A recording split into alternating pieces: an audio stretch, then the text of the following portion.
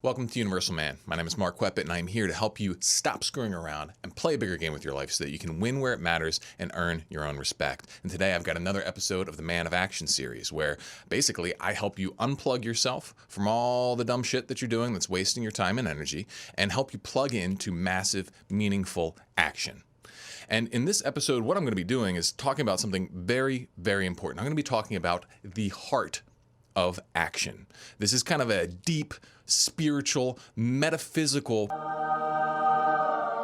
principle. And in order to make it appealing to you and make it interesting, make it hopefully more clear, we're going to be doing this kind of very deep, sort of almost feely sort of thing from a neurochemical perspective. And what this is going to allow you to do is basically overcome any craving. And it's also going to allow you to generate motivation and action no matter how you're feeling. And in fact, often the worse that you're feeling, the more effective that this technique is. So if you want to learn how to do this, if you want to learn how to make sure that you can always take action, and if you want to learn the fundamental thing that most people get wrong when it comes to taking action and being productive and being consistent, well then, you got to watch this video. This is the one. This is the big one. So stay tuned. Most guys fail to build good habits because they're stuck in bad thought patterns. Until you recondition your brain to think new thoughts in the moments that matter, you'll keep ending up in the same old places over and over again. This is why I created the Metta method. It's a free guide that will teach you 3 simple yet insanely powerful journaling techniques that, when practiced regularly, will reprogram your brain for near automatic success. I've read hundreds of client journals in my years as a professional coach, and I've identified exactly what you need to put down on the page if you want to create positive life changes that truly stick. And no, just endlessly writing about your feelings doesn't work. So if you want to learn my secret weapons of self-development, then click the link below and grab your free copy of the Metta method now. Okay, so let's kick things off. When we started this Man of Action series, what did we start with? We started with this dopamine detox idea. The idea was, we got to get our dopamine unhooked from low value crap and then get it plugged in to high value stuff, right? If we can do that, if we can get our dopamine unhooked from things that are wasteful like porn, video games, just Netflix, internet surfing, and instead get our dopamine aligned with pursuing our goals, being productive, living a healthy lifestyle, exercising, eating well, all that kind of stuff, well then living well becomes easy because we want to do it, we anticipate it, we crave it, right? And this is actually possible. However, you can't just go from dopamine over here and bad stuff to dopamine over here and good stuff. Doesn't work like that. What we need to do is we got to go through a process. And this process of transitioning your dopamine from over here to over here, we got to include our other neurochemicals. And that's what we're going to be doing here is we're going to be going through a few of our different neurochemicals. We're going to go through serotonin, cortisol, oxytocin, and you got to understand how they fit together if you really want to have a full stack approach to being a man of action. And you'll be surprising at how emotional this becomes. But there's also a lot of logic and structure to it that I've discovered, so hopefully you get a lot of value out of this. Now, I can't promise that this will make action easy, and as you'll find out that it actually can't be easy, and you'll see why, because we actually need things to be hard in order to make our brain do certain things. But I can make it clear. And this is probably the best thing that you could hope for is that, I can give you a clear path that has clear costs, and as long as you pay them, you will get what you want. And that, I think, is, a huge amount of the issue for most people is that, they just don't know what to do. I know for years, I spent just kind of slamming my head against the wall being like, how the heck do I get myself to be the person that I want to be? And I just couldn't figure it out. It took me tens of thousands of hours of study, of coaching people, of working with, all these different clients and, people, different communities and this kind of stuff to really boil it down to what I'm about to share with you. And so while I can't promise it's going to be easy, hopefully things will be clear. And before we take it any further, I just got to throw one more caveat out here to all you people who are just annoying online. I'm going to be speaking in neurochemical terms, and I'm going to be doing my best to be accurate about the neurochemicals that I'm talking about and their behaviors, but this kind of stuff's really tricky. I don't have a machine that lets me see exactly what neurochemical is being released at what time. I think I know what's happening, but I'm not 100% certain. But I do know that the way that I'm going to be describing this, even if it's not 100% scientifically accurate, it is practically accurate. And so as long as you grant me that leeway to speak in a practical term here, then I think we can get a lot done. So, all right, let's start getting into this properly. So we're going to start our journey here talking about dopamine. Dopamine tends to be the star of the show in terms of the neurochemicals, at least in modern times. And, for good reason, because we understand that this is where the problem seems to exist. Our dopamine points to bad stuff. We don't want to point at that, right? And what does dopamine do? For all of you who don't know, it creates desire. It's like the anticipation neurochemical. It makes you want something. It sends the signal that, hey, there's something valuable over here. Let's want it and go get it. And it fills us with excitement and, all this kind of stuff. Okay. Now, as we said, the issue is when that points to stuff that isn't actually good for us. And if we keep chasing down this path, well, then we're always going to end up dissatisfied, right? And so what we want to do is we aim at high value stuff. Now, when we talk about this, that's another neurochemical. And this is the neurochemical that ultimately we're trying to really enhance, all right? And this is the neurochemical serotonin. When we say high value stuff, what we're saying is high activities that release a high amount of serotonin, okay? Because serotonin is the status neurochemical. Serotonin is released when we believe that our status is going up. And, we release cortisol essentially when we think our status is going down. We get stressed, we get worried.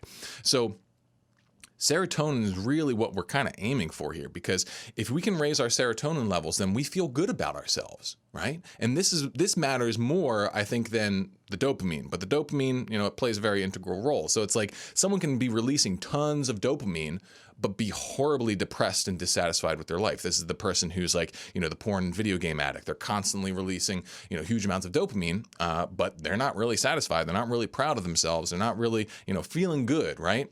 But, the person who is performing in a way that they believe is valuable, they're pursuing high status goals, they're engaging in fulfilling disciplines and that sort of stuff, that person's serotonin levels are probably going to be much higher and they're going to be much better off. And this is why I think that antidepressants primarily target our serotonin pathways, because this is what makes us feel good, right?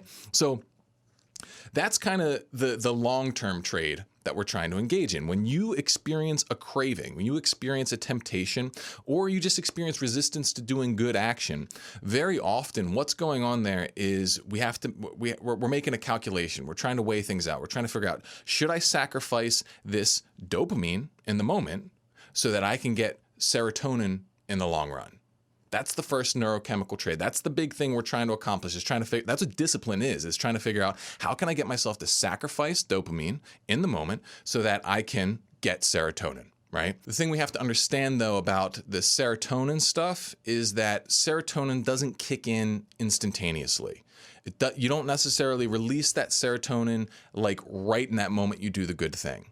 For some things, maybe. Some things maybe it'll kick in relatively quickly or whatever, but there is usually a lag with serotonin, meaning that you don't really get that serotonin released until you get a series of good actions.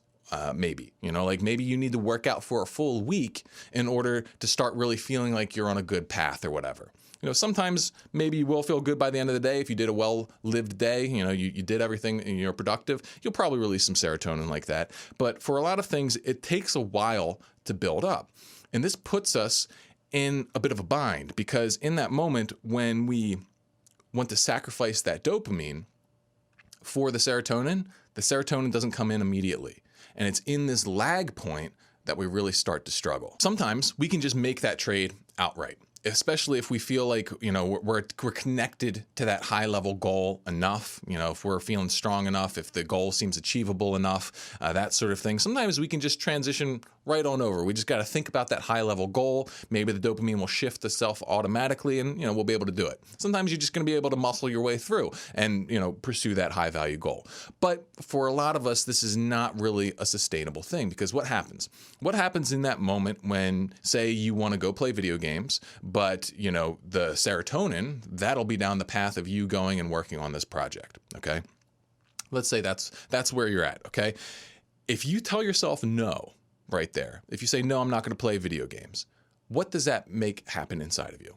Well, this is where the next neurochemical kind of comes into play. This is cortisol, okay? Your brain gets stressed. It feels like it's missing out on something valuable and useful and good. All right. Any kind of addict, this is what they feel when they're not giving themselves their fix. All right. And maybe you're not an addict. You're just kind of hooked on the, on dumb internet stuff or whatever. You just saying no to that stuff, it's going to fill you with discomfort. It's going to stress your system out because your emotional mind isn't getting the thing that it wants. And this cortisol, it doesn't feel good, right? We know that. And it can also become rather toxic if we don't know how to work with this cortisol. And this is why most people fail, is that they don't like that feeling, right? They get this feeling of lack, this feeling of longing. They feel like, even if it's irrational, they think they're missing out on something important, right? This is what the porn addict feels. It's like, oh, if I don't stare at that woman, oh, I'm missing out. And they just they're going crazy, trying to I need to look. Oh, I don't need to look. And it's because that it hurts. It literally hurts to not look. And I would say that this isn't even restricted to dealing with cravings. Sometimes you're not necessarily craving anything bad. You just might be feeling resistance to doing something good. And maybe that good thing, it's just uncomfortable. And so when you think about doing that good thing and you're about to try and do it, all of a sudden that cortisol kicks in. You feel stressed. You feel like, I don't want to do it. This is what people call feeling resistance, right? And if we don't know how to confront this part, well, we're sunk. Now, the intuitive approach to dealing with this sense of lack is to try and just avoid it. It's trying to figure out how to make it not appear. It's like, oh, maybe if I'm just more positive, or maybe if I'm just, if I just keep barreling forward, if I just squash it down, maybe I just got to ignore it. These are the intuitive approaches to dealing with that sense of lack and longing. This is what most people try to do. The problem is it just doesn't work sustainably. It can work sometimes, but eventually it leads to some kind of breakdown because more or less that's some form of repression.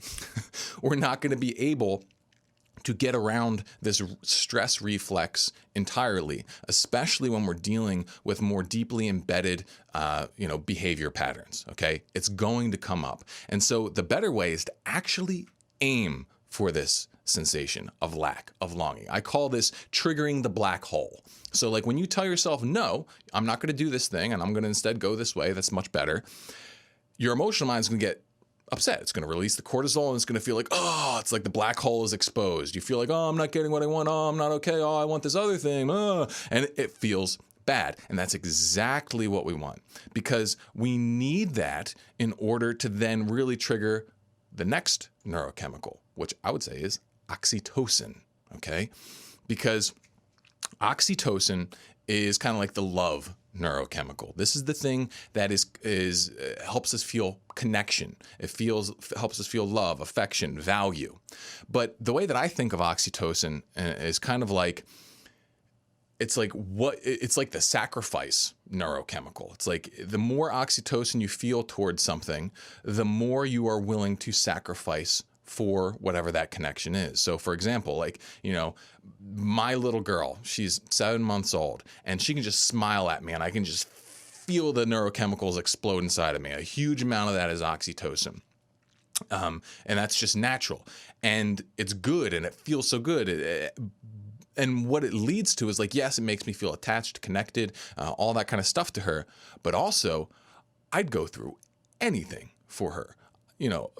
Shred me to pieces. I don't care if I need to do that for her. Okay.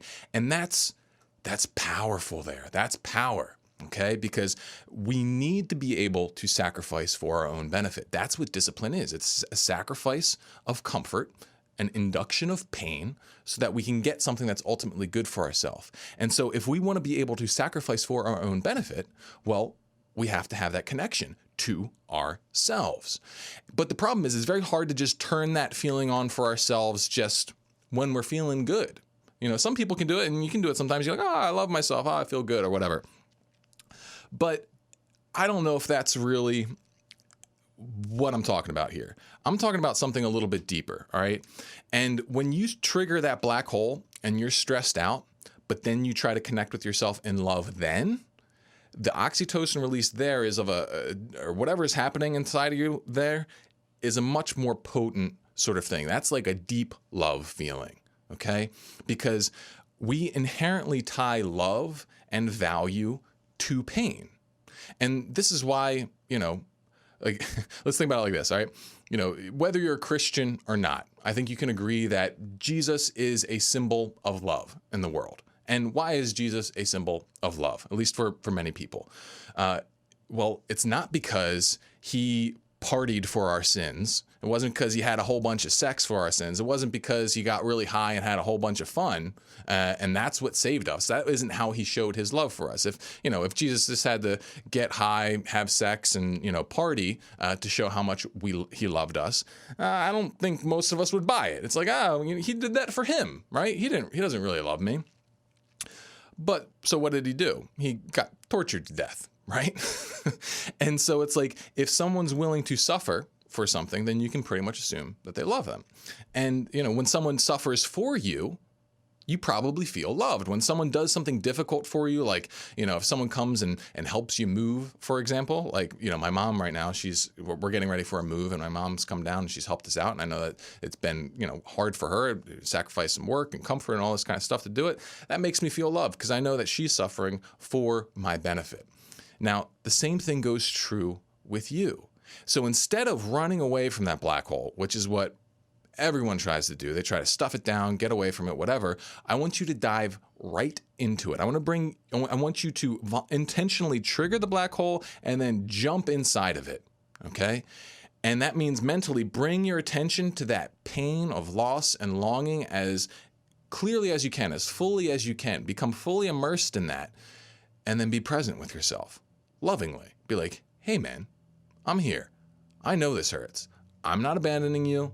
I'm here with you. And this is the heart of action. Because when you do this, when you show up for yourself, you tell yourself that you matter. You prove to yourself that you matter by being present to yourself when you're suffering. This releases oxytocin. You'll actually start to feel the love. You'll start to feel the connection. And guess what this does?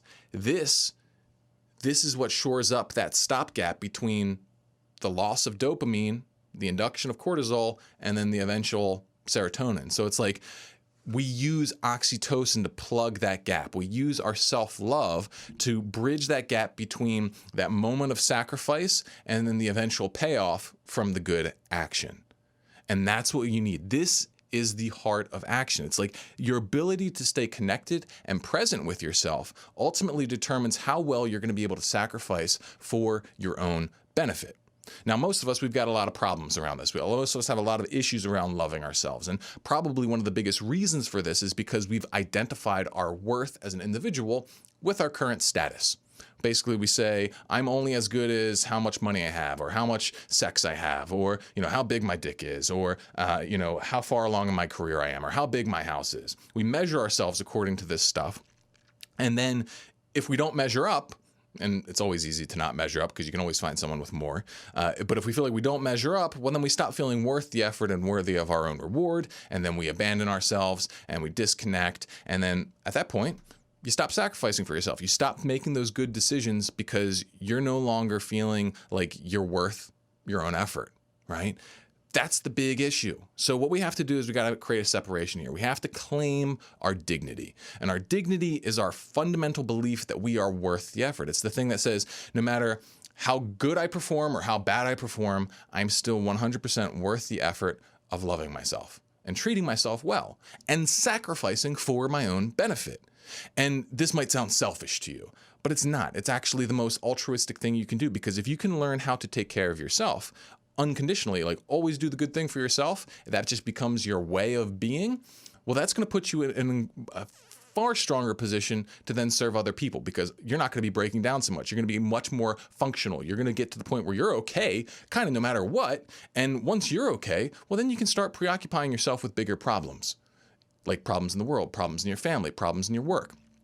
And that's in many ways kind of like what this project is for me. It's like I was able to solve some of my huge personal problems by, getting myself together, self-development, quitting porn, all this kind of stuff. And my life got better and better. And I was like, I got the room to take on more problems. here you go, guys. let's get at it together, right? And that's what I want for all of you. That's the idea behind Universal Man, is that everybody can learn how to take care of their own shit, and then through self-love and self-care, and then have that radiate out into their families, into their communities, into their careers, ultimately throughout the whole universe. I want us to all become like these shining lights of goodness. But it's so easy to lose this connection. Like, I was on fire with this for, a number of months, but then I had this, I've had some personal stuff going on, which has prompted a very quick sort of move that has been extremely stressful, with lots of different stuff going on. And then on top of this, the Man of Action series has been blowing up, which has been increasing the amount of work I have. And, I got my little daughter, like I said. And so I've just been running around like crazy, and I've lost my connection to myself because I've been getting distracted by all the outside noise. And because of that, I've become less productive. I've fallen off on a lot of different things. And my initial reaction was like, all right, let's go back to the hacks, the tips and the tricks. Oh, I got to be working on my to-do list. Oh, I got to be tracking my time. I just blah, blah, blah, blah. And none of that matters. You can have zero productivity system, but if you are connected to yourself fully, and you are constantly sacrificing for your own benefit, and you're constantly thinking, what would be the best gift I could give myself, then you're going to be productive. Hands down. You're going to be on fire with productivity. You're going to be a man of action. And so this is the heart of it all. This is absolutely the heart of it all. And so when you can move into this place of being connected to yourself, right? And you can trigger that oxytocin release by learning how to step into your pain and be present and be a leader and be a friend to yourself. That's when you start tapping into that really unconditional productivity. All right, so let's just do kind of a summary recap here, okay? So dopamine's pointed toward bad stuff. We want to get it pointed toward good stuff, okay? And the reason why we want to get it pointed toward good stuff is because that will then release the serotonin that makes us feel good about ourselves and, feel like we're living life well. Problem is that serotonin release is kind of lagged, right? And so in that moment of decision, when we have to give up that less good behavior or, force ourselves down a good path of action, that creates stress. It creates a period where it doesn't feel good. We release the cortisol. And then to manage that cortisol, we step right into that pain and we be present to it, and we give ourselves love, both through self-talk, through the way that we manage ourselves, the actions we take, we physically relax, and we just are not a jerk to ourselves, plainly. And then we give ourselves the attention and space we need to keep moving, all right? That's really how it works. And I've described this in much greater detail in my Reforged Man course. I call it the CUT method, centered urge transmutation, and I get, really in depth with the whole thing. And I have kind of skipped some pieces to make this flow seem clear. Like the things, the thing you got to figure out is the self-talk. What does it look like? How do you talk to yourself in those moments? It doesn't need to be hard. It's kind of like, imagine if you had a friend who was struggling with exactly what you're struggling with right now. What would you say to them? A lot of times it's just simple stuff like, hey man, you can do this. I know it's uncomfortable, but if we just push through this and we get started, then things are gonna feel pretty good. It's like, I know you want to play video games, but we're trying to build our business over here. And so we're gonna be way happier if we go and build our business. And it's gonna be a little bit tough in the beginning, but by the end of the week, we're gonna be feeling 10 times better. By the end of the month, we're gonna be feeling 1,000,000 times better. And just becoming your own personal coach, your own personal advocate. This is the kind of thing that really makes a difference. It's not super complex. It's like everyone always says, the answer is just to love yourself. And it is, but you got to do it right. And the part they leave out is that you also got to feel your own pain. It's like they got to go together because they're one and the same. If you're not feeling your own pain, then how much are you really loving yourself, right? Like if you go to someone for help and you're trying to explain to them the problem you have and how much things suck and they don't want to hear it, they're like, no, you're fine. No, you're good. You just got to go do it. Nah, shut up. You're fine. You're not hurting. That just shuts you down. It just makes you feel like you're not heard. It makes you feel like you're not valuable. And then you're just like, oh shit, I guess I can't figure it out. There's something wrong with me. And there's not. It's just, you need more love. So this hits on most of the big neurochemicals. I would say adrenaline and endorphin, they also play a role. I'm going to be probably talking about them in a future man of action video. But for right now, just get started with this kind of stuff. And if you want some extra help with it, make sure you check out the Metta script method. And if you want a community of guys who are becoming very well versed in this technique, then make sure you check out my Patreon. Well, it's on Patreon now. I'm going to be eventually switching it to a new platform probably.